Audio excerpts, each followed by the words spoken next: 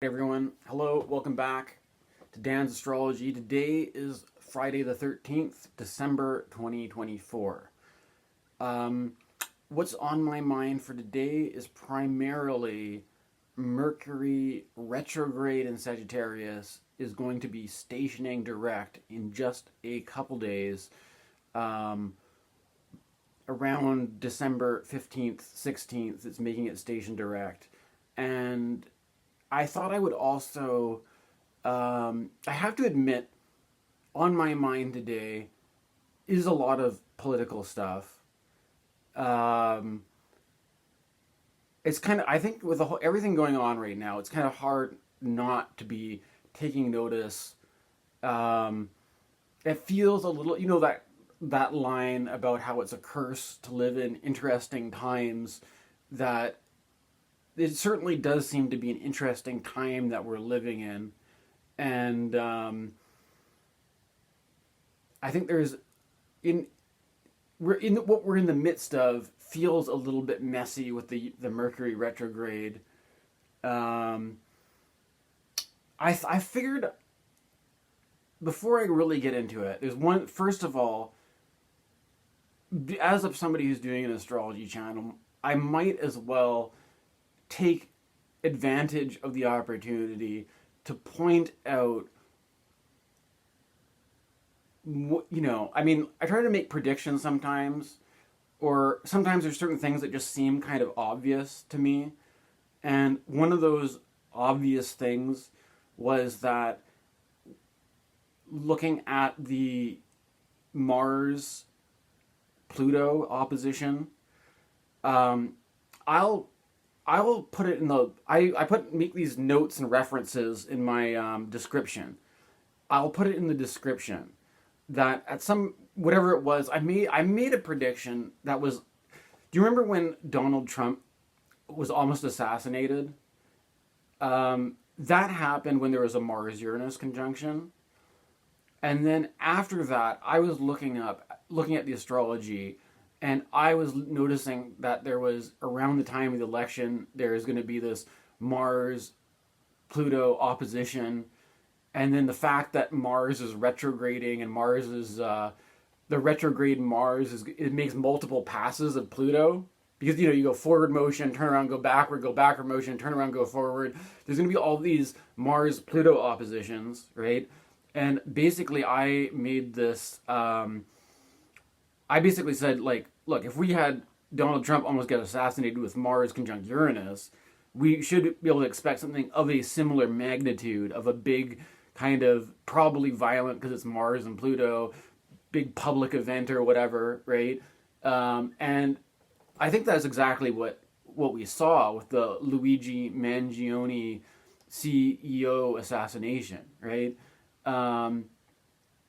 But if you look at the day that it happened was December 4th. If you look at the day it happened, Pluto was at the 00 Aquarius, Mars was at 6 degrees Leo, Mars had not stationed retrograde. Mars stations retrograde just a couple days after. But what's interesting to me is that the Mercury, because I'm not thinking Mercury retrograde here, Mercury retrograde on December 4th was... in a retrograde motion approaching the sun. Mercury was combust, being burnt up by the sun, and the Cazimi is what you call a death rebirth moment, right? And so you had an old Mercury being reborn as a new Mercury, and there's something about that I think kind of goes with the CEO assassination, in that there is a new piece of news, a new thing that everybody's talking about, that emerges right after this big spectacle, right? Everybody's got this new thing that they're talking about. There's all, right? So sort of, you can see how there's the old Mercury dies, and now there's this new thing that's capturing everybody's attention. And what we're dealing with now is Mercury is at that point where it's completing its retrograde cycle, and slowly moving away from the beams of the sun, where you can get a better look at Mercury, right?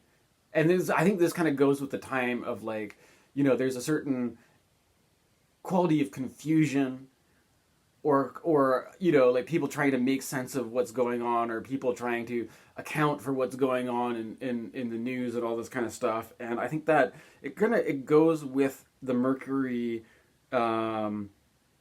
retrograde, and also to keep in mind that the aspects were more exact on the day of the shooting, but that there is basically a T-square, a mutable T-square going on between Mercury in Sagittarius, Jupiter in Gemini, Saturn and Neptune in Pisces.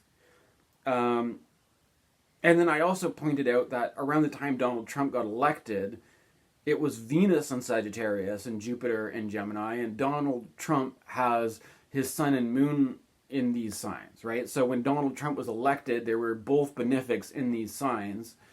And then when the CEO assassination happened, Venus was in Capricorn. Venus had not ingressed into Aquarius at that time. Venus was 26 degrees Capricorn, and the moon was actually conjunct Venus on the day of the shooting. So I don't know. These are just some things. I just thought that, like, so I mean, I think there's more than one factor other than just the Mars Pluto, and that you did have a 6-degree orb between Mars and Pluto, but like maybe that the Mars Pluto combined with the Mercury retrograde Cazimi seems to go with it. And my prediction, well, maybe it was a little bit off because it didn't quite happen on the nose with the Mars Pluto opposition, but the prediction that there was going to be a big media event of the same magnitude or of a similar theme, I think is I may as well point out that I got something right. Okay, now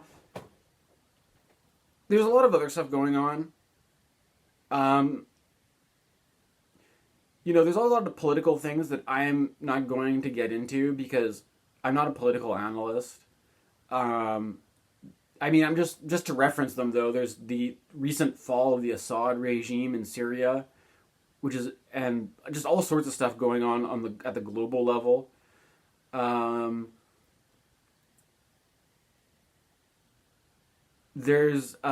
I have to say that like a lot. I'm going to explain my approach to this as doing this astrology channel is that there's a specific, like, I care about politics and stuff like that, but there are probably many reasons why I make the choice to focus my efforts on doing astrology videos rather than just, I could start a political channel where I espouse my political views and I react to all the things going on in the news, and it's like I'm just not motivated to do that. And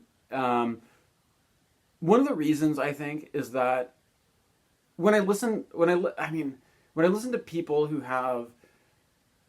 do this kind of stuff, like obviously there was a big defeat of the Democrats, of the liberals and the left wing in America, and there are a lot of people in the aftermath trying to figure out what to go wrong, figure out what went wrong, and how they can do better, or how what they can do about this.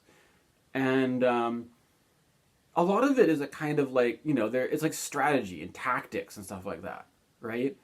And there's something about it which is like, don't get me wrong, there's a time and place for this, but it's just not what I'm called to do, right? And I think there's some kind of difference between feeling a kind of like, I don't know what you could say, a spiritual calling versus being motivated to get involved in like political activism or doing things like that. And there's something about with like, there's some kind of, I don't know, I mean, I don't want to think in dichotomies here, but there's a certain thing that just feels off to me about politics, where there's a whole bunch of people who are like leftists, who are like we need like how we need to come up with a plan or a strategy or a tactic to somehow like win over all these people who vote for Trump or something or like whatever. And it's sort of like it feels like something that's like very contrived to me. Like it's not like, and there's a certain kind of like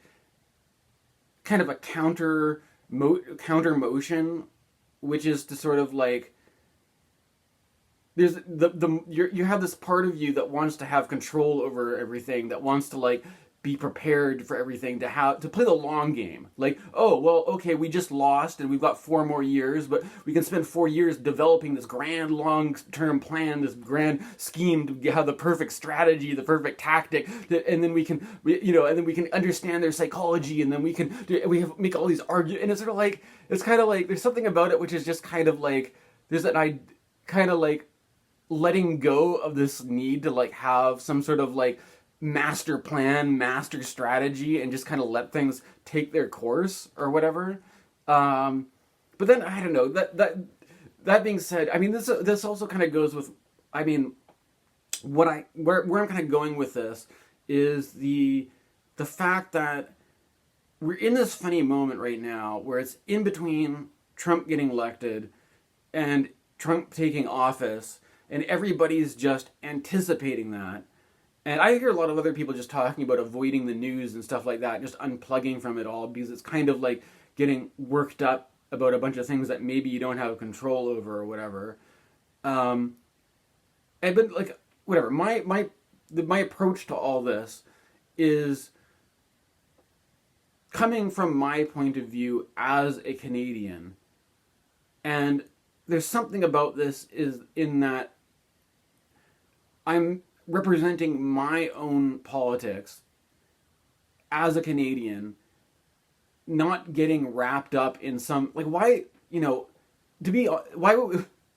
I, I mean it's not like why should I care, because everything's interdependent and interlinked and all this kind of stuff, right? So there is a reason. It's not like there isn't a reason to care, or there isn't a reason I wouldn't want to help out my American neighbors or whatever like this, but it's just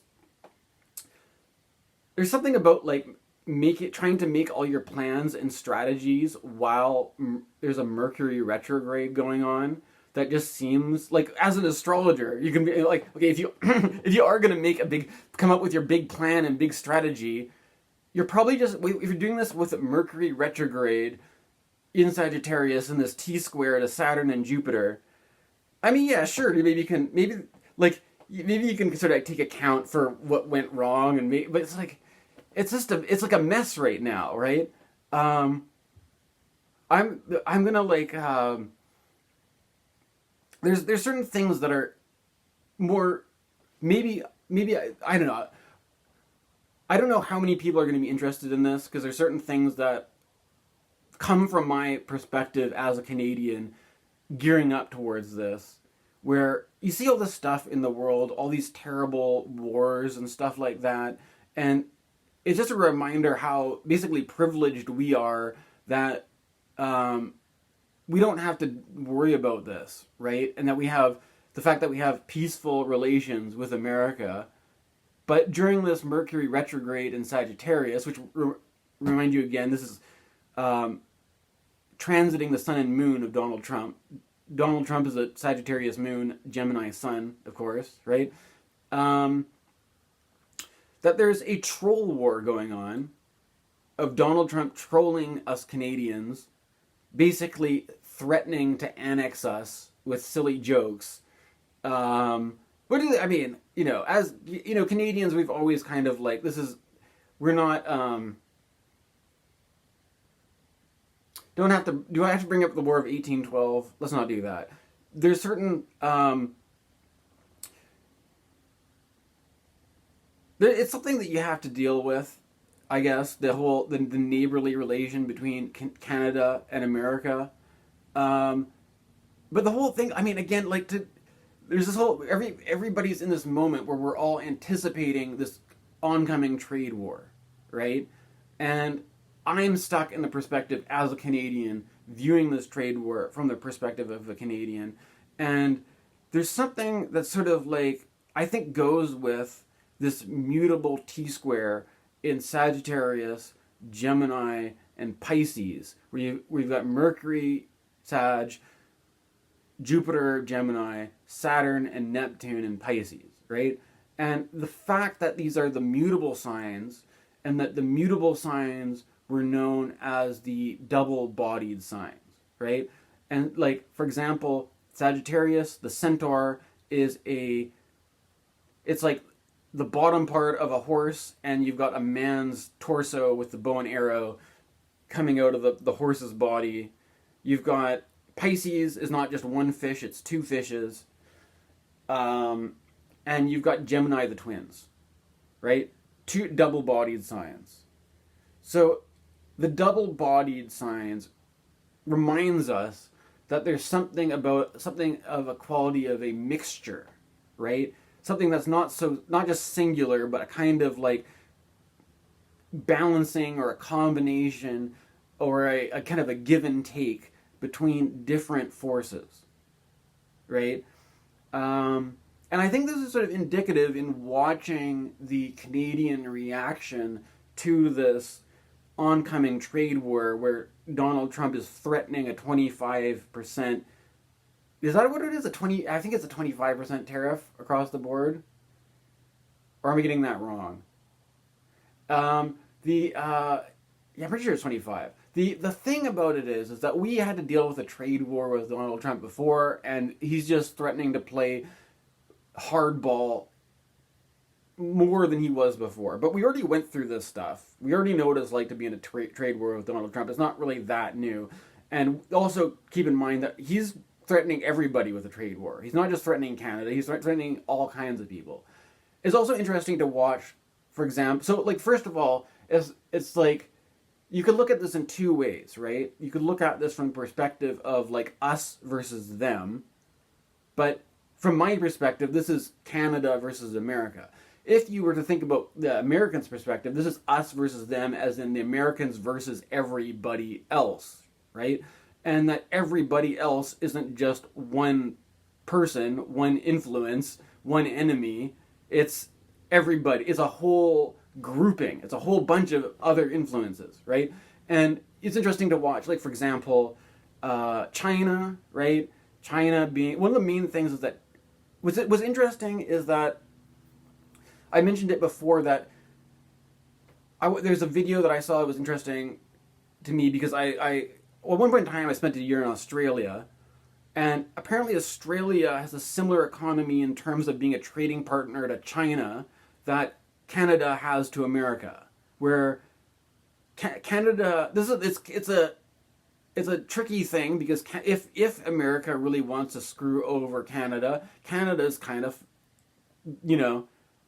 up shit creek without a paddle. You know what I'm trying to say? There's because based on the geography, it makes sense for Australia to trade with China and for Canada to trade with America, right? We could find other trading partners, but it would be more expensive because they're not just right next door to us. We'd have to put all this money into shipping things overseas. You see what I'm saying? But anyways, China, Donald Trump was threatening this tariff on certain chips that were manufactured in China, and China has decided to retaliate by, like, if you put this tariff on us, we're just going to ban the chips. We're going to say you can't buy these chips at all, right? So it's like the China, they find ways to play hardball, right? Another thing is that if America wants to put the tariff on Canadian aluminum, for example, there's a lot more aluminum produced in Canada than America, and it's sort of like there's ways that you can leverage the imbalance right there, that we produce this stuff for the sake of exporting it, for the sake of trading it, because we're supplying. For one thing, if you think about aluminum, how much aluminum do you think the American military needs to build its weapons, its vehicles, all this kind of stuff, right? It probably needs a lot of aluminum, and they don't have all that access to that itself. And also Canada doesn't have as much of a military. We don't really have a military at all, but we make a deal. We produce aluminum for the American military in exchange for the sake of having that relationship with them, right? And, of course, if you have a big military, you could always just, use violence and destruction to, brute force to take over and do what you want, like might makes right. Or, a more diplomatic version of that is just to do some tough trade war stuff, right?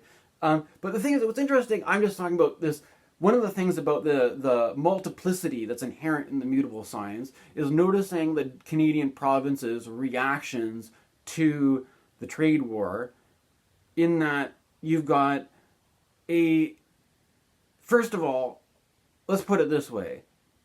Alberta obviously is the Canadian oil province. It's often referred to as the Canadian version of Texas. And the Albertans have a strong advantage in the economy based on their access to this resource. And for this reason, they really do not want to use their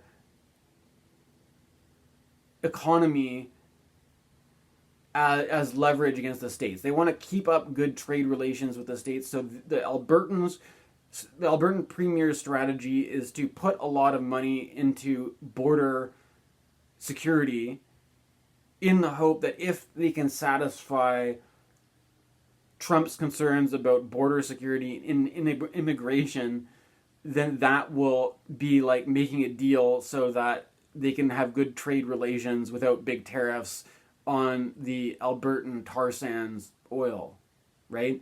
Now, there's a problem with this because the Alberta borders Montana.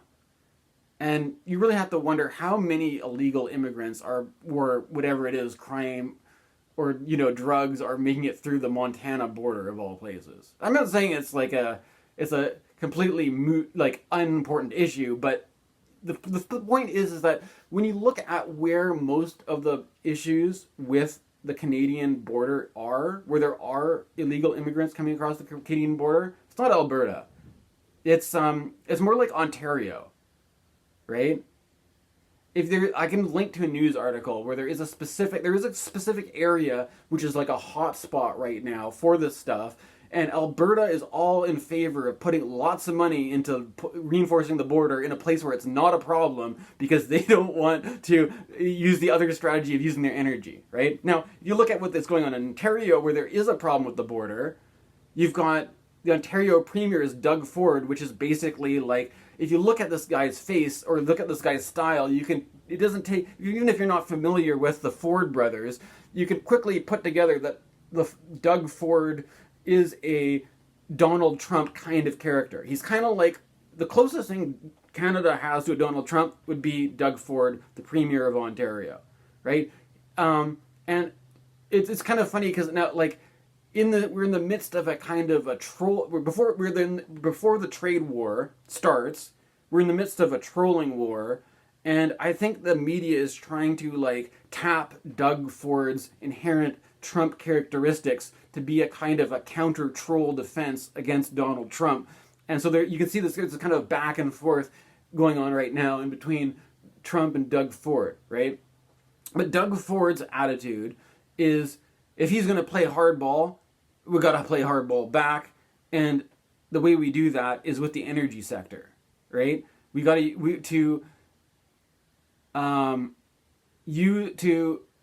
one of the main things is that Canada's economy, we produce more energy than we need to supply to America, to sell energy to America. And it's kind of funny because if you look at the way that this works, remember a few years ago, the Texas power grid had that failure in the middle of the winter? Do you remember that? Like, America, the strongest superpower in the world, can't even keep their lights on in the middle of the winter because their power is fucked, right?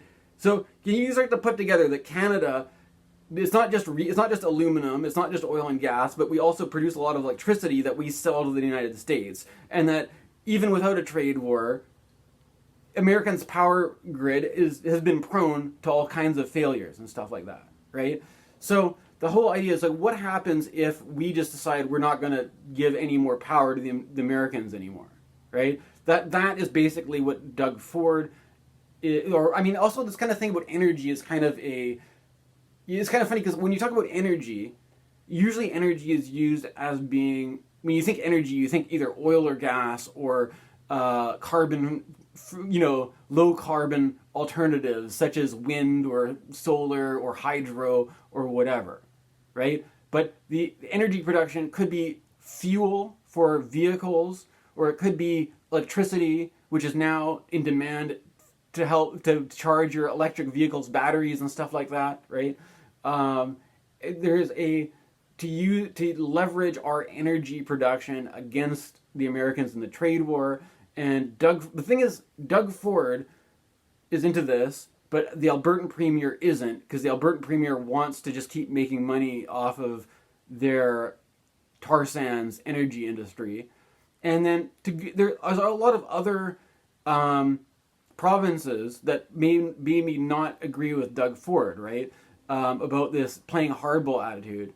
But, me as a British Columbian, there are certain things that are indicative of the British Columbian politics based on its geography, based on its resources. And, of course, there's a lot of trees in British Columbia. A lot of our industry has to do with logging, has to do with mining, stuff like that.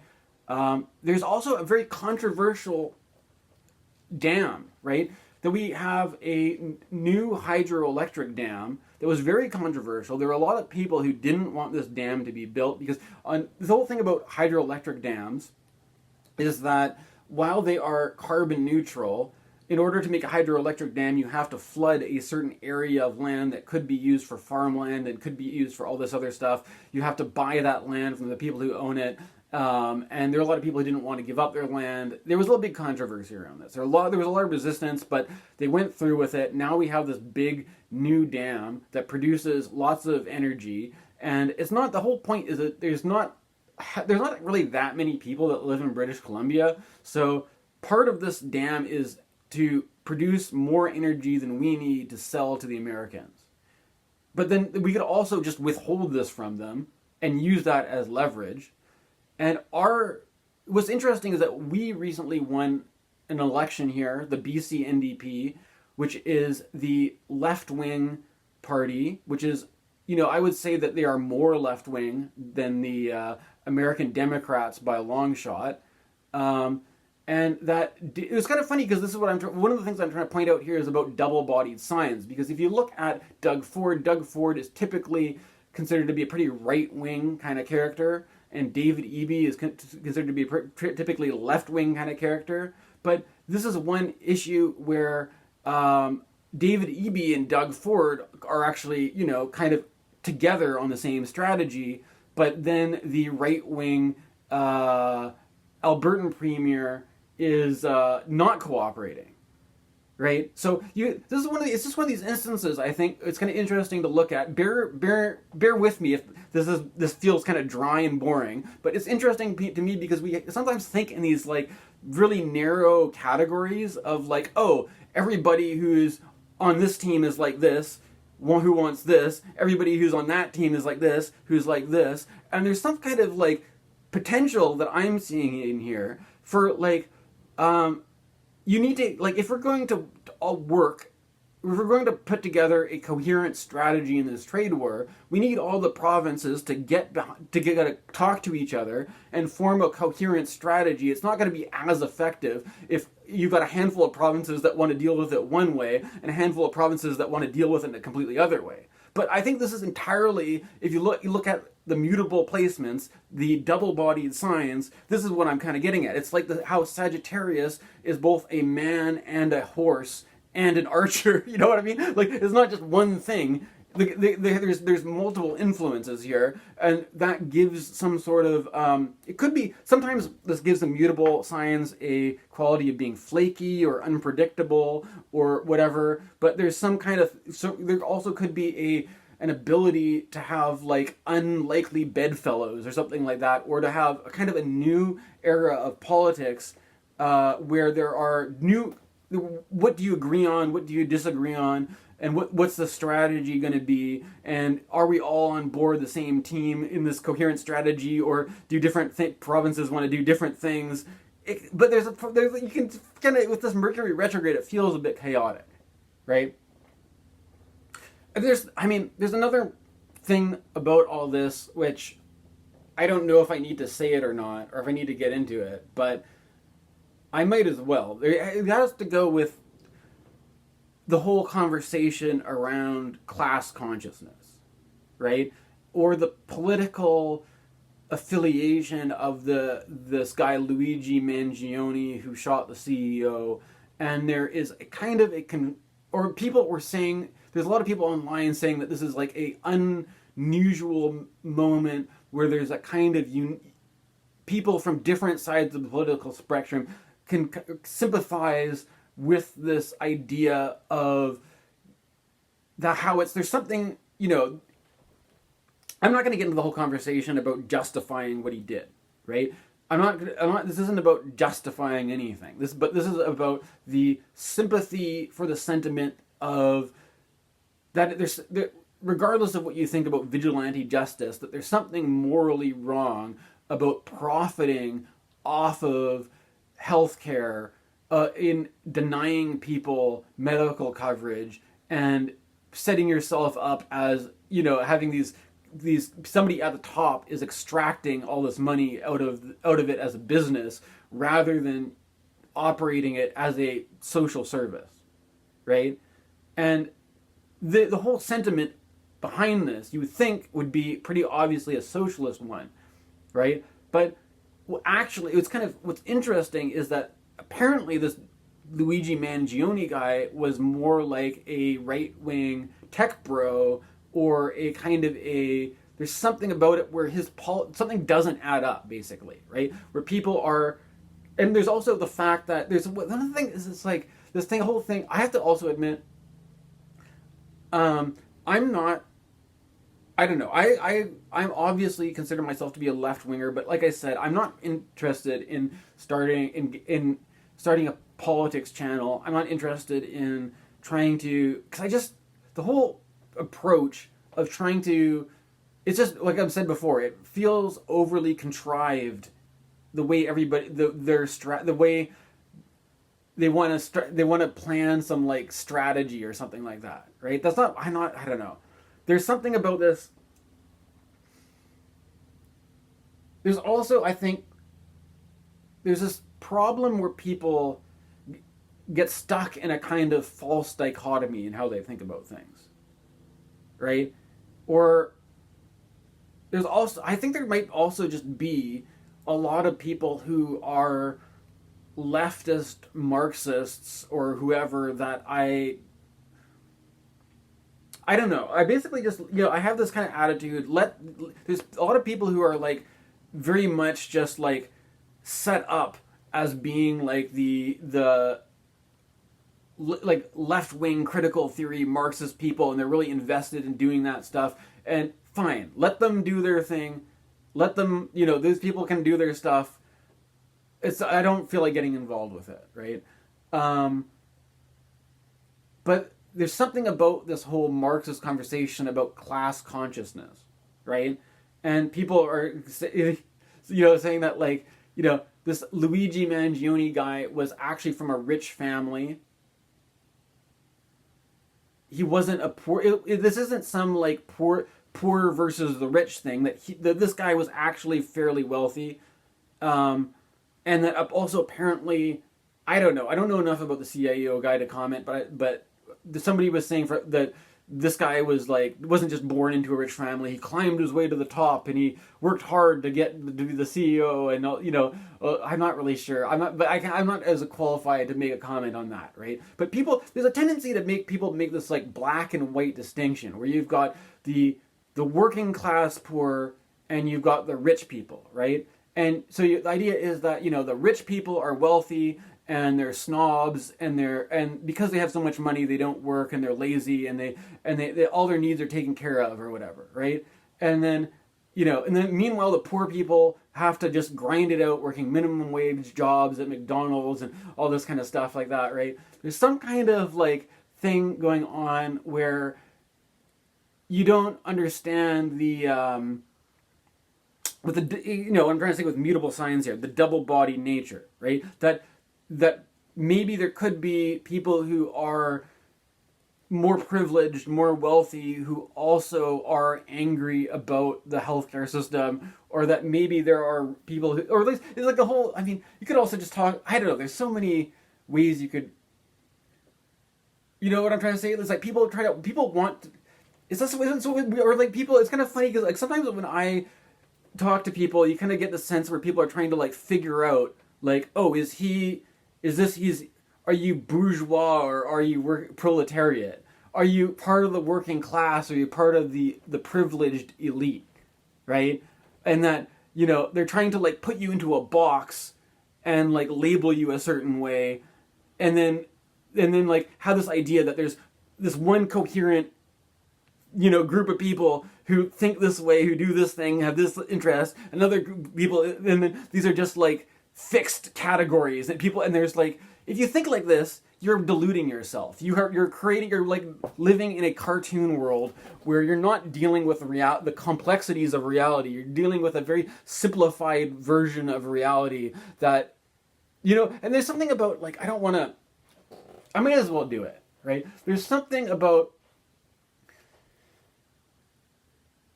I don't want to make, there's a certain idea about like, if you're talking about autism in a more loose sense, right? Or there's using the idea of autism, or I sometimes get the YouTube algorithm starts recommending me videos about people who have autism and stuff like that. And I got tested for stuff when I was a little kid, but they didn't think I was autistic.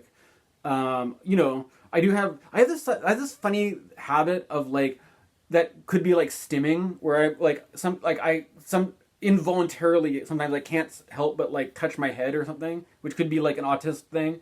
There's certain things that I like which may overlap with autistic people, right? But there's something about I watched this video about like why, like the common internet trope of like Sonic the Hedgehog in autistic people, right? And it's like, why do autistic people like Sonic the Hedgehog so much?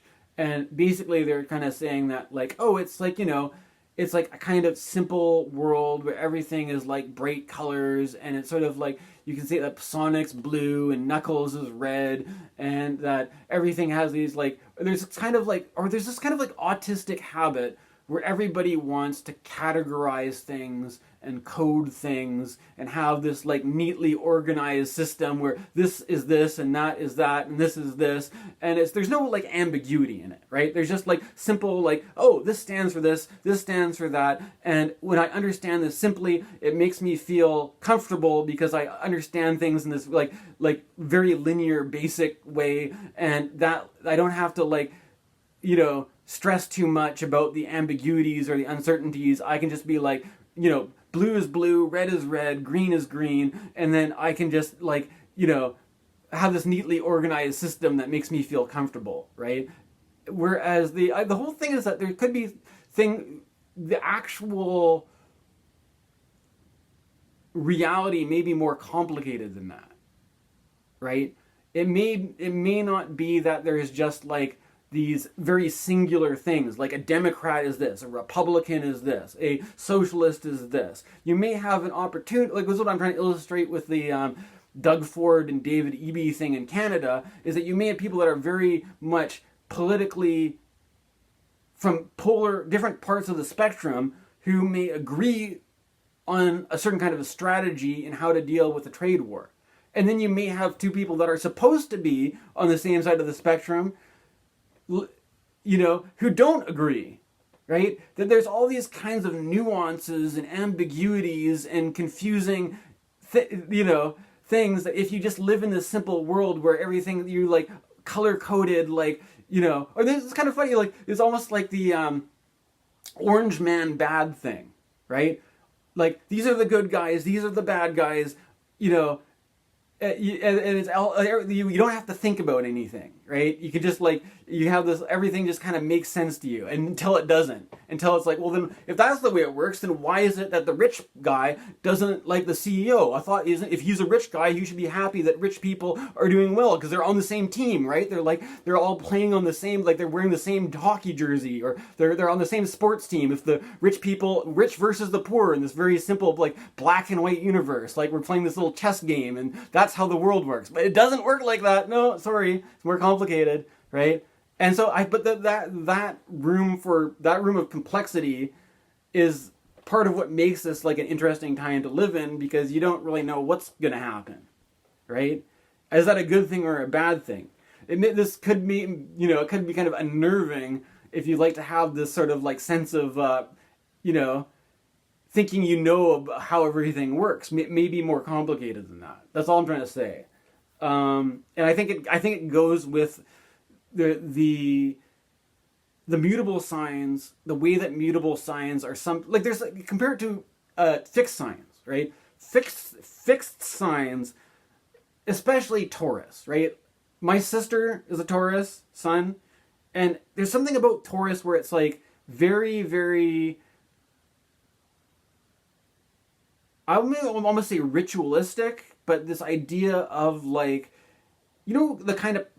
my sister is the kind of person who will never get tired of watching the same movie, right? Or like this idea that you have like, maybe it's like the original Star Wars trilogy.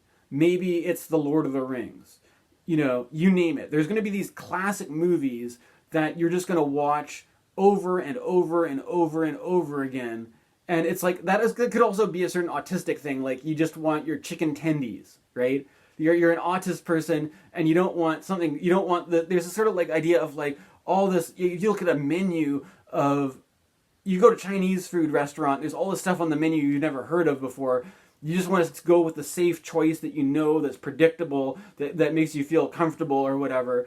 And that by living in a world where it's like Sonic and Knuckles, blue and red, Sonic is Sonic, Knuckles is Knuckles, and you know what you get, right? But then if you live in a world where it's like, well, wait a minute, then why is it that the lefty and the conservatives agree on the same policy, but then this other conservative doesn't want to agree, and that it just doesn't make sense, right? There's another whole angle this, which is like, maybe I'll just put this at the end here because I don't know if anybody cares. Again, me as a Canadian, leftist, living with my leftist family, and my leftist mother, who my leftist mother has been experiencing a kind of, what you would say, was it called Schadenfreude? Shonen? I don't know.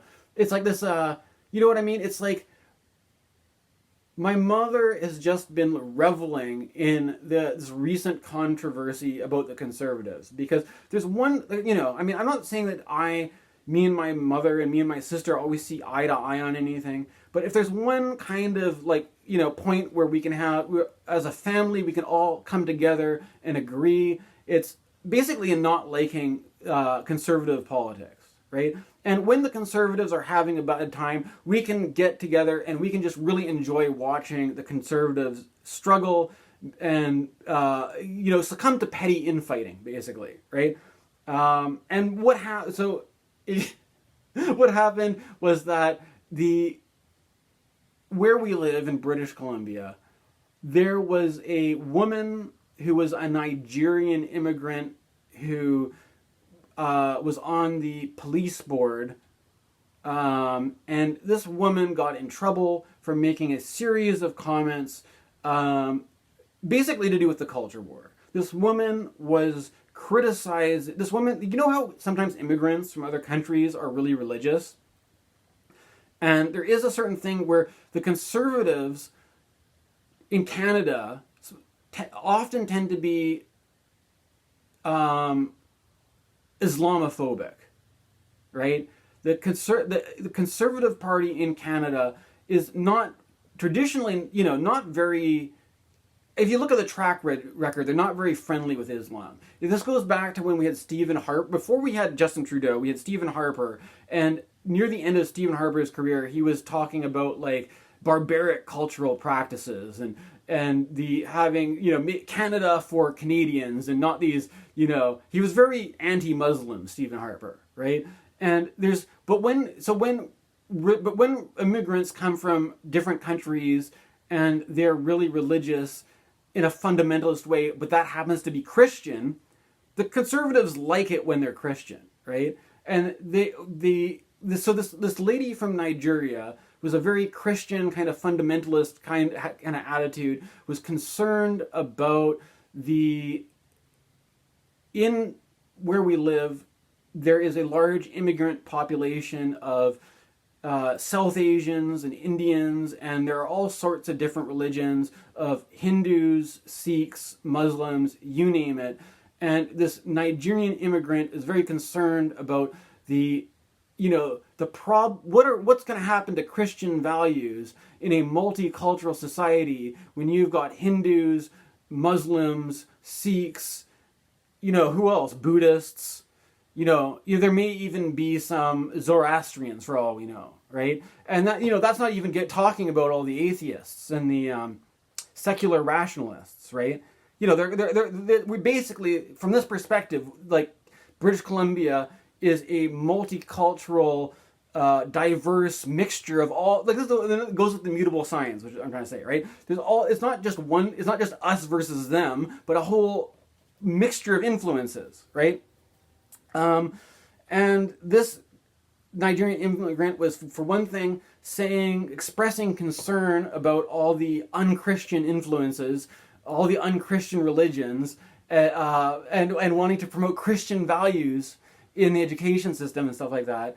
And she was also concerned about, the transgender issues, right? And she was expressing all these views on social media, which were considered to be not appropriate. And she was asked to resign. She did.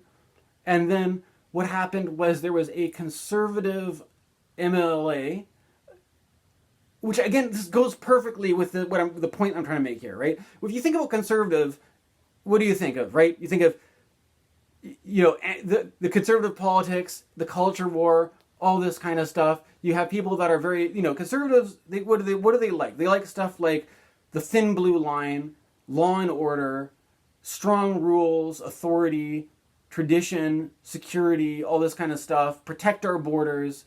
Keep the dangerous immigrants out. So they like police, but then they're not very friendly about the woke culture war stuff. They're not as friendly about LGBTQ people. But you have this woman who is both a ex-police officer and a lesbian, right? Now you can imagine that, there might be a lot of women who join the military or join the police force, and it's kind of, there's something about, I don't know, I'm not going to get all into gender theory right now, but you can kind of understand, it's kind of, the way that, there's a stereotype where a female gym teacher may be more likely to be lesbian, or a female cop might be more likely to be lesbian, or something like that, right? It's not that, you can kind of understand there's a certain pattern there, right? So you have a female lesbian police officer who then says, good thing we got this person, this crazy Nigerian Christian fundamentalist off the police board, or whatever, right? That she's very much in support of this person resigning. And then what happened is, I think it was more like a dozen of these BC conservative MLAs all got upset at this other MLA, and there's this huge rift in the BC Conservative Party where they're basically asking this lesbian police officer to apologize to the Nigerian Christian fundamentalist immigrant who just resigned from her position on the police board. And the lesbian police officer is basically saying no. And now the leader of the BC Conservatives Party is going to have dinner and there's this big stupid spectacle for basically no reason, right? But